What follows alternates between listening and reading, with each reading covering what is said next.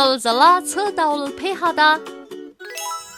زلزله د ځمکې یو ډول لړزه یا خرابي ده چې د ځمکنۍ کورې د قشر د ډبريز جوړښت د بيړنيو او سختو ماتېدو له امله منځته راځي. زلزله د سونامي، توپان او یخ ناورین په شان یو ډول طبیعي پېښه بلل کېږي. د ځمکې لړزه د زلزلې د پېښېدلو ښکارندویي کوي. که تر سمندري اوبو لاندې ځمکې کې سخته زلزله پېښه شي او له امله یې د سمندر پر سر ډېرې جګې او سختې څپې رامنځته شي، سونامي بلل کېږي. زلزلې همیشه پېښېږي او هر کال په ځمکنۍ کورې کې له 5 میلیونو ځلو څخه زیاتې زلزلې کېږي.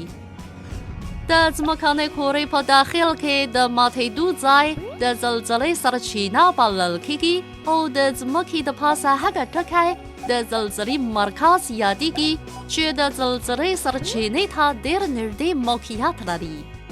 د زلزلې له مرکز څخه تر سرچینې پورې ژوروالی د زلزلې د سرچینې د ژوروالي په نوم یادېږي.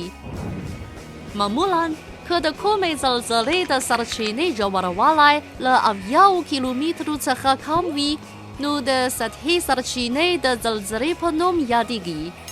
که د سرچینې ژوروالی یې له 70 کیلومترو نه تر 300 کیلومترو پورې وي، نو د منځنۍ سرچینې زلزله بلل کېږي. که د سرچینې ژوروالی یې له 300 کیلومترو څخه زیات وي، نو د ژورې سرچینې د زلزلې په نوم یادېږي. که د دوو زلزلو کچې یو شان وي خو د سرچینې ژوروالی یې بېل وي، نو ځمکې ته د زیانونو اندازې به یې هم مختلفې وي. د زلزلو په ورته کچو سره به د سطحي سرچینې د زلزلې د زیان اندازه د نورو په پرتله سخته وي، خو د زیان حوزه به یې د نورو په پرتله کوچنۍ وي.